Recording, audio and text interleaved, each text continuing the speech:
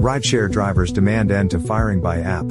Due process for deactivations would include clear rules, guidelines and appeals before loss of income. This article was produced by Capital and Maine, an award-winning publication that reports from California on economic, political, and social issues. It is co-published here with permission. Chicago rideshare drivers gathered between the first and second terminals of O'Hare International Airport on June 25 to launch their latest call for change, an end to unfair deactivations.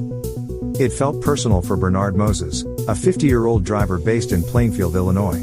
In May, Moses said, Uber deactivated his account without explanation. The change left him without income he depended on since the COVID-19 pandemic disrupted his massage therapy business. He and about a dozen other drivers wore red sandwich boards declaring no Uber without drivers on one side and fired by an app on the other as they handed out flyers to travelers waiting for pickup.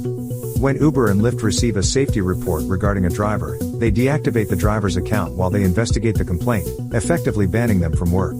Drivers say existing processes do not sufficiently inform drivers of their offenses and give clear guidelines about which offenses lead to deactivations. They also want an independent body to manage the process and appeals. Neither company shared recent deactivation figures with Capital and Maine. However, Uber's 2019 to 2020 safety report indicated that the company removed 80,000 drivers from the app in response to the results of annual background checks. Meanwhile, a 2023 report from the Chicago Gig Alliance noted that rideshare companies, including Uber and Lyft, permanently deactivated 4,000 Chicago drivers in 2022 and 10,000 since 2020. We're at the mercy of Uber activating us or deactivating us without due process, said Saul Garcia, a 57-year-old rideshare driver living in the Hermosa neighborhood of Chicago who has driven for Uber since 2015. The demonstration adds to rideshare drivers' ongoing efforts to address their working conditions across the U.S. and in Europe. Chicago rideshare drivers have already been pushing for passage of the Chicago Rideshare Living Wage and Safety Ordinance, known as the FairShare Ordinance, introduced last year. That legislation would raise drivers' pay, give them 2 weeks notice before deactivation and require Uber and Lyft to share deactivation details with city regulators and drivers, among other new regulations. Last week's demonstration linked the Chicago effort to a national campaign protesting deactivations, Activate Respect, coordinated by the Chicago Gig Alliance, which supports area workers in food delivery, rideshare and other industries, Gig Workers Rising, a California-based organization advocating for app-based workers, and several other groups. Organizers estimate that 100 drivers demonstrated between Chicago, Denver, and San Jose. The move to coordinate campaigns between cities is important, said Vivek Ramakrishnan, a researcher who has studied the gig economy and a former researcher at the UCLA Labor Center. This multi-year, multi-jurisdiction approach shows drivers won't stand for this tactic of just moving out of your city, he said. In the European Union, lawmakers have also pushed for greater transparency around deactivations for platform workers, a category that includes rideshare drivers.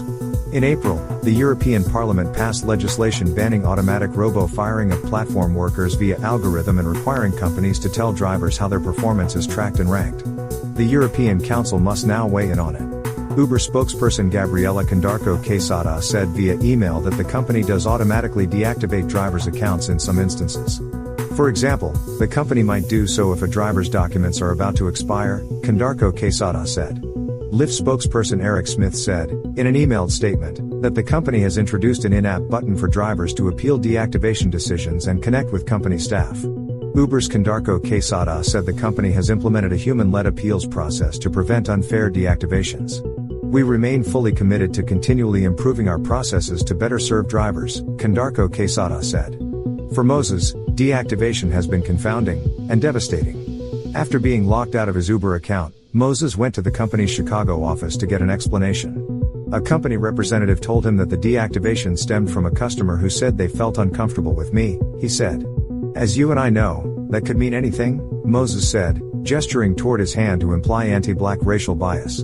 He said he has since made multiple phone calls seeking greater detail, but has not been able to reach anyone.